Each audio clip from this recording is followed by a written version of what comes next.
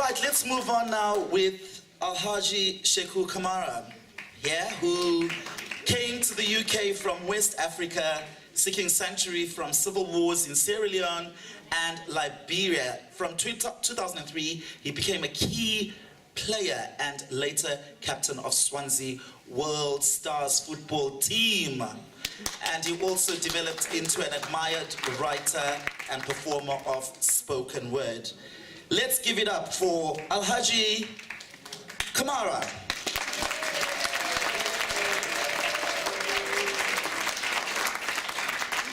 Good evening, ladies and gentlemen, and good evening, everyone.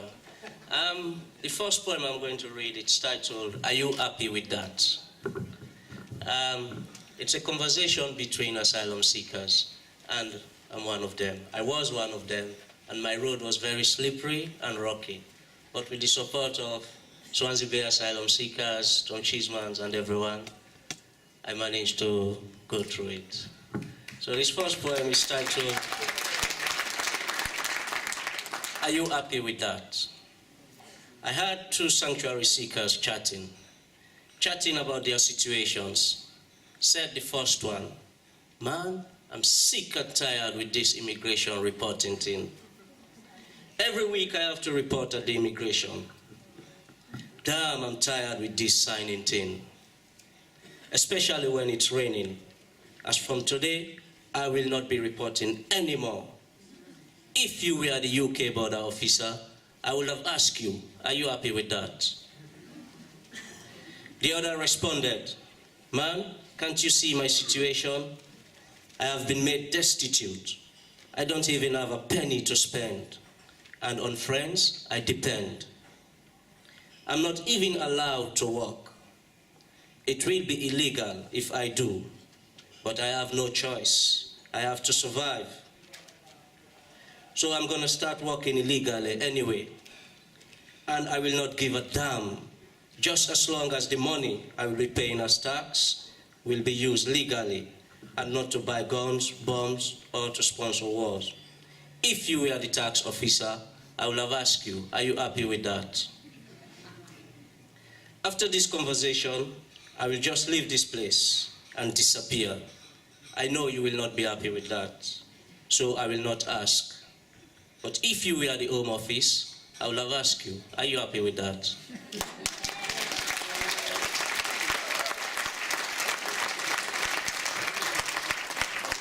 Any Swansea City fan in the house? All right then, this one goes to all of you. I wrote this poem before the start of the new season, and we all know Swansea did well the season previously before this, and we're still in there, we're trying hard. Soon come the new season, boom comes Swansea City. And in our stadium and city, we welcome all teams with great hospitality. Play football with clarity, fair play with integrity, pass the ball with simplicity, tackle with sanity, we defend with integrity, attack with flexibility. Yes, Swansea City, we make football look pretty. Our passes are silky, soft touch, 1-2, bang, bang, goal. Damn, we making football look sexy.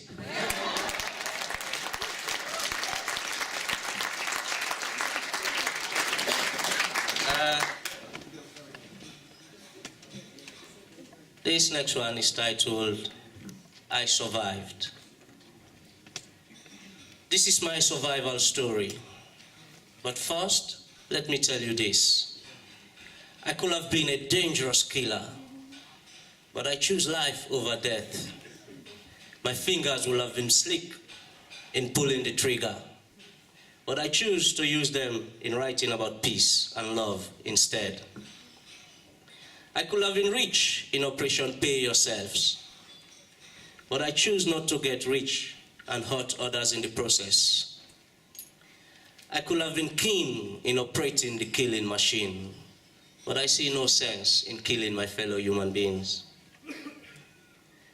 I was trapped in a place where I could have easily picked up arm and run the place, but I choose to tie up my shoelace to escape and seek sanctuary instead.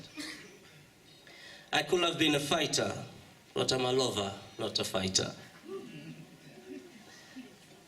I could have been addicted to fighting, but I choose to be addicted to peace and love instead. And I need no rehab, and I'm proud of it.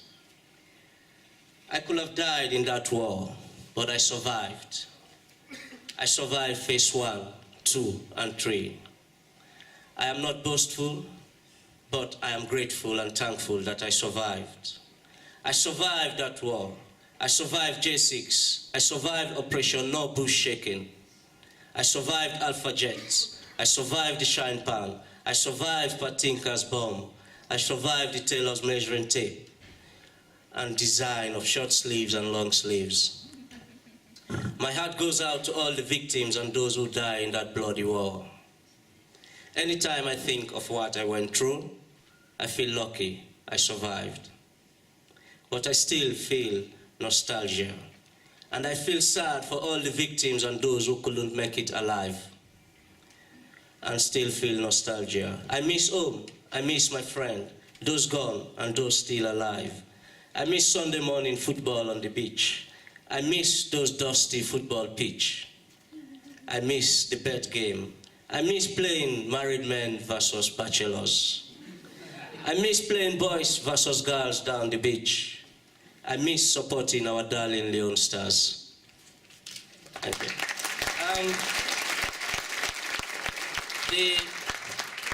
The operation you had in these poems are the different operation, the names given to operation the rebels were carrying. Like, for instance, when they said no bush shaking, they were so paranoid in the jungle. If they hear a sound in the bush, they don't care whether they're civilians or animals. They just throw bombs in there. That's why they call it Operation No Bush Shaking. And at one point, they were so desperate for money, so they named an operation called Operation Pay Yourselves. They will go into banks, rich people's houses, and then just pay themselves. So I could have got rich in Operation Pay Yourself, but I choose not to hurt others in the process. And this one is titled Child Soldier. I don't like the name Child Soldier. I could have been one of them. Anyway, it goes like this. They called him a child soldier, but he was just a young boy. As a boy, he never had a toy. They gave him a gun. He thought it was a toy. He was still a teen when he started operating the killing machine. Before the age of 17, he was master in operating AK-47. Before he turns 18, he was keen in the killing thing. But he was just an innocent victim. That pretty little adorable girl, they also called her a child soldier. Her fingers were slick in pulling the trigger, but she was just an innocent girl who did not know the differences between guns and toys. Could you imagine the trauma she was going through? They used her as a spy. They used her, abused her, refused her, and you still call her a child soldier. But she was just an innocent victim. They robbed those children from their family, robbed them from their childhood, take them away from their neighborhood. Now don't you even dare say I'm defending them. These children were just innocent victims who lost their friends and family just as I lost mine. Yes, I suffered in their hands, but it was not their fault. It was those who kidnapped them and those who sponsored their kidnappers who live far, far away, enjoying at our expense, getting rich from our blood. Let's wise up and never let it happen again. It's too hot to carry the pain. Up to today, we're still feeling the pain, whilst they are enjoying at our expense. Thank you.